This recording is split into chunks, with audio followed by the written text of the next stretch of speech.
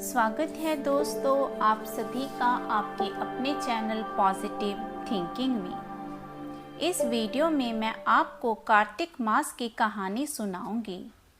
दोस्तों अगर आप इस चैनल पर नए हैं तो पहले चैनल को सब्सक्राइब कर लें और मेरी आने वाली वीडियोस की नोटिफिकेशन सबसे पहले पाने के लिए बेल आइकन को प्रेस करें। अब हम कहानी शुरू कर रहे हैं। एक समय की बात है, एक बूढ़ा व्यक्ति था। उसकी 7 बहुएं थीं।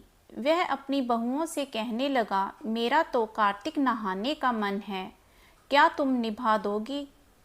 छोटी बहुओं ने मना कर दिया। तब बड़ी बहू ने कहा, पिताजी मैं निभा दूंगी, आप यहाँ पर आकर कार्तिक नहा लेना। बूढ़ा हर रोज़ सुबह उठकर नदी पर जाकर नहाता और धोती उसके आंगन में सूखनी डाल देता। जैसे धोती में से पानी गिरता वैसे वैसे आंगन में हीरे मोती गिरते। यह देखकर बाकी 6 बहुएं कहने लगी, पिताजी आप हमारे यहाँ नहा लेना।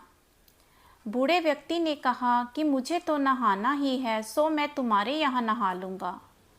तब अगली सुबह बूढ़े बाबा ने नहा धोकर धोती उसके आंगन में सूखनी डाल दी। वहाँ हीरे मोती नहीं गिरे तो सारी 6 बहुएं कहने लगी कि बड़ी के यहाँ तो हीरे मोती गिरते हैं और हमारे यहाँ कीचड़। हमारे यहाँ तो पिताजी पाप से नहाते हैं, इसलिए पिताजी आप बड़ी के यहाँ ही नहा लिया करो। अब बूढ़ा बाबा बड़ी बहू के यहाँ नहाने लग गया। रोज़ सुबह धोती सुखाता तो हीरे मोती गिरते। इस प्रकार कार्तिक महीना समाप्त होने को हुआ तो उसे चिंता होने लगी। बड़ी बहू ने पूछा, पिताजी आप किस बात की चिंता में हो? तब बूढ़ा बाबा कहने लगा, बहू मेरा कार्तिक महीना समाप्त होने को है। मेरा मन करता है कि मैं एक दिन सब परिवार वालों को खाने पर बुलाऊं। तब बहू बोली, पिताजी इसमें चिंता करने की कोई भी बात नहीं है, आप सब परिवार वालों को खाने का न्योता दे आओ। अब बूढ़ा बाबा न्योता देने गया तो 6 बहुओं ने कहा कि जब तक बड़ी घर पर रहेगी हम खाने पर नहीं आएंगे। बूढ़ा बाबा फिर से आकर चिंता में बैठ गया। तो बड़ी बहू ने चिंता का कारण पूछा तो बाबा ने बतलाया कि बाकी 6 बहुओं ने यह शर्त रखी है कि जब तक बड़ी घर पर रहेगी वह खाने पर नहीं आएंगी। इस पर बड़ी बहू बोली, पिताजी कोई बात नहीं, मैं 4 रोटी लेकर खेत पर चली जाऊंगी, आप उनको न्योता दे आओ। वह सारी बहुएं आई और उन्होंने पेट भरकर खाना खाया और बचे हुए खाने में मिट्टी कंकड़ डालकर चली गई ताकि बड़ी बहू परेशान हो जाए। वहाँ बड़ी बहू खेत में यह कह रही थी, राम जी की चिड़िया राम जी का खेत, चुग लो चिड़ियों भर भर पेट। इस प्रकार वह चिड़ियों को बाजरा डालकर घर पर आ गई। बाबा फिर उदास बैठा हुआ था। जब उसकी बड़ी बहू ने कारण पूछा तो उसने बताया कि बेटी तुम्हारी देवरानी जेठानी आई थी और उन्होंने खूब पेट भरकर खाना खाया और बचे हुए खाने में मिट्टी कंकड़ डालकर चली गई। इसके कारण तुम्हारे लिए खाने के लिए कुछ भी नहीं बचा है।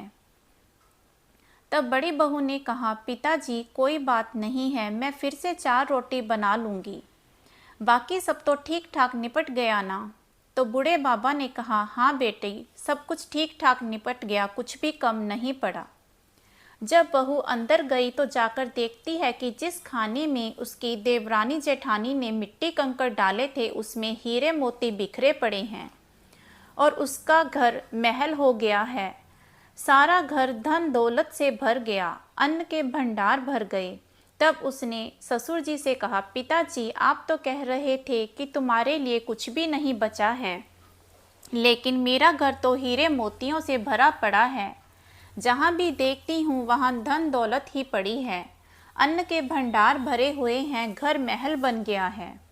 तो बूढ़े बाबा ने कहा, बेटी तुमने कार्तिक सत से निभाया था, उन्होंने पाप से। कार्तिक देवता तुम पर प्रसन्न हुए हैं, सो उनकी कृपा से तुम्हारा घर भर गया है।